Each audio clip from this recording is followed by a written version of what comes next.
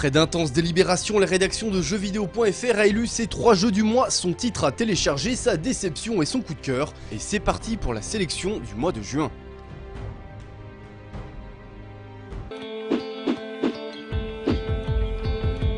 Attendu comme le Messi par des milliers de joueurs Vita affamés de hits, Gravity Rush n'a pas déçu pour sa sortie européenne. Son monde ouvert magnifique et sa mécanique de vol grisante offrent des sensations rarement atteintes dans le jeu vidéo, tandis que ses personnages attachants et sa bande son fabuleuses rendent le voyage riche et marquant, tout simplement indispensable. Alors Gravity Rush, le jeu de la PlayStation Vita, je pense que c'est indéniable.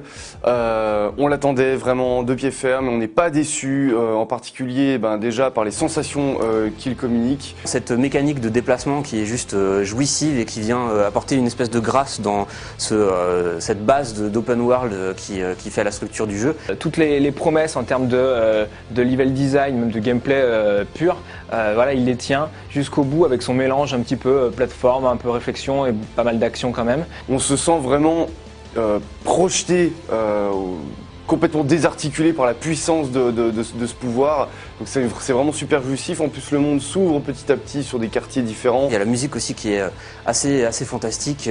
Tout est vraiment super léché. Moi je considère aujourd'hui que c'est le meilleur jeu auquel j'ai joué sur PlayStation Vita. J'espère avoir évidemment d'autres projets de ce calibre sur PS Vita, parce que c'est une console qui le mérite à mon sens.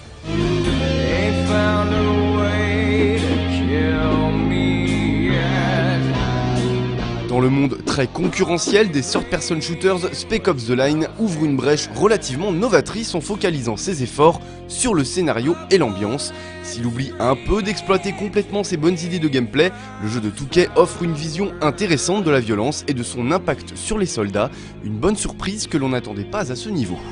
Spec Ops The Line, ça a été une grosse surprise pour nous ce mois-ci, non pas par ces mécaniques de jeu héritées du genre TPS et qui sont mises en place de manière extrêmement classique, mais plus par cette occasion saisie d'une mise en scène de la conscience meurtrière. On a un héros qui est sans cesse de plus en plus marqué par les épreuves qu'il doit affronter, et il y a de sacrées épreuves qu'il doit affronter tout au long de son périple. Avec une espèce de morbidité constante qui revient, qui surgit des fois dans des tableaux assez magnifiques. Il y a certaines idées qui sont très très pointues et qui sont juste de l'ordre de la mise en scène, mais qui du coup colorent toute notre expérience de jeu. Donc l'univers Dubaï version cataclysmique est plutôt bien rendu. On a des chouettes panoramas, même si c'est vrai que les environnements sont assez étroits, sont assez limités et que le gameplay s'envole jamais vraiment, même s'il y a quelques bonnes idées, notamment par rapport au sable. Spec Ops The Line, c'est retrouver la lourdeur morale attachée aux actes meurtriers du genre TPS. Donc on vous laisse découvrir les grandes inventions de ce titre qui méritent vraiment le détour ce mois-ci, voilà, qui restera sans doute même à la fin de l'année comme un des jeux les plus surprenants.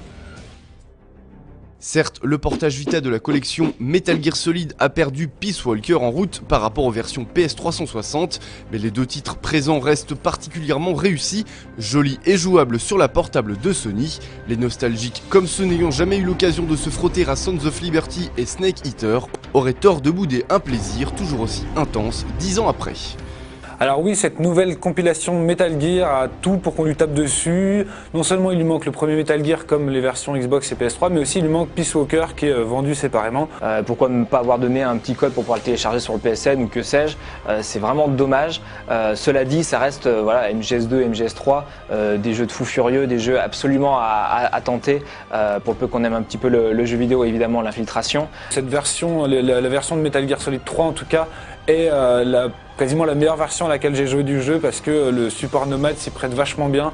Graphiquement c'est bien plus joli parce que l'écran est plus petit, donc c'est bien plus joli même si c'est pas de la HD à proprement parler au niveau résolution. C'est très joli, parfaitement fonctionnel au niveau des combinaisons de touches, on a les deux sticks et tout, c'est très très confortable et l'écran, le large écran de la PS Vita voilà, fait aussi son office, donc c'est quand même malgré tout une collection qu'on conseille. Oui, il y a des raisons de se plaindre, ceci étant dit, ça reste quand même des jeux majeurs, en tout cas 2 jeux majeurs selon moi que tout joueur doit jouer. Un jeu à essayer, à posséder si vous n'avez jamais fait les 2 précédents, sinon il y aura quand même plein d'autres choses sur Vita dont le superbe Gravity Rush.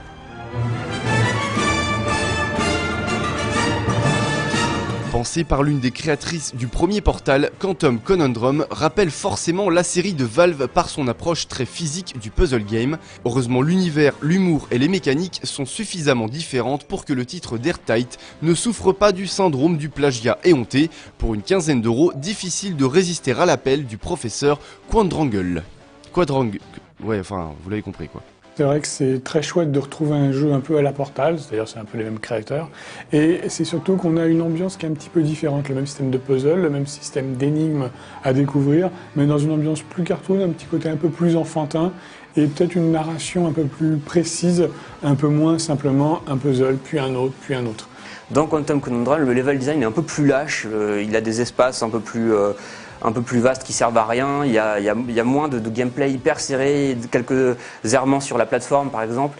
C'est pas hyper difficile, mais ceci dit, au moins, on doit raisonner, et ça, moi, c'est quelque chose qui me manque dans les jeux d'aujourd'hui. Donc on a Portal 1, on a Portal 2, on a maintenant Quantum Conundrum.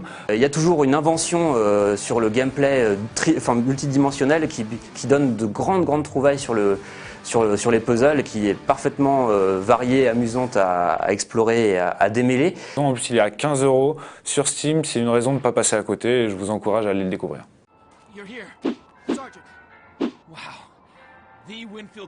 Dans la catégorie concept casse-gueule, je voudrais Steel Battalion Heavy Armor. La volonté de Capcom de remplacer l'imposant accessoire Xbox par Kinect se solde par un échec prévisible. Heavy Armor est complètement injouable, et malgré un effort certain sur la réalisation ou le challenge, From Software nous livre là un titre à oublier pour les fans de la série comme les amoureux de Kinect. Alors Steel Battalion Heavy Armor, c'est une aberration dans son concept même. Ça ne pouvait pas marcher, tout le monde le savait, personne ne le disait, mais on en était tous convaincus. À la base, Steel Battalion, c'est un jeu qui est pensé pour un accessoire, uniquement en fonction de cet accessoire et pour lui donner une application. Or, quand on lui enlève ça et qu'on garde la même formule avec une difficulté quasiment similaire à celle de l'opus originel, ça ne peut pas marcher. Kinect, malheureusement, n'est pas assez précis pour rendre tout ce qu'a voulu faire From Software. Pourtant, c'était From Software, on avait quelques raisons d'espérer. Et non, malheureusement, Kinect ne parvient quasiment à rien. On a beaucoup de confusion dans les manipulations qui rendent le jeu absolument injouable. C'est une déception cruelle pour ceux qui avaient encore un peu d'espoir. Mais bon, très sincèrement, qui y croyait encore ?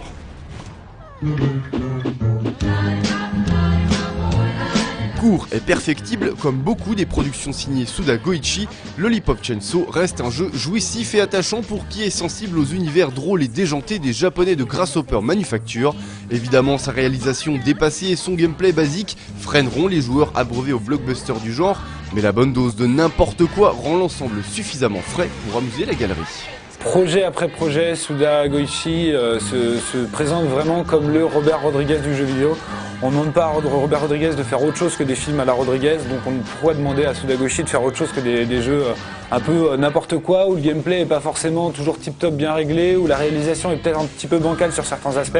Mais je trouve quand on y joue simplement que c'est un jeu très vivifiant avec beaucoup de malice et beaucoup de jeux, d'invention autour de son principe assez basique au départ.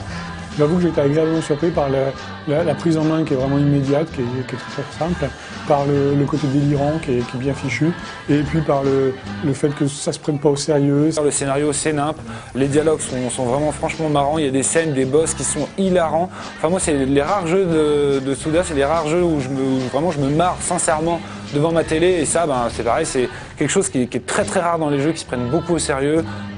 Des clichés du genre camping movies et héroïnes super sexy, et qui sont peut-être pas exactement ce qu'on attendait, et qui sont souvent qui les retournent et qui s'en amusent un peu de ces codes de l'hypersexualisation de son héroïne. On aime l'univers, on apprécie le jeu, on n'aime pas ce que fait Suda Goichi, on n'aime pas son côté un peu foufou, et on passe à côté sans problème. Un jeu qui plaira à sa cible et qui est franchement peut-être plus intéressant que ce qu'on pourrait craindre au départ.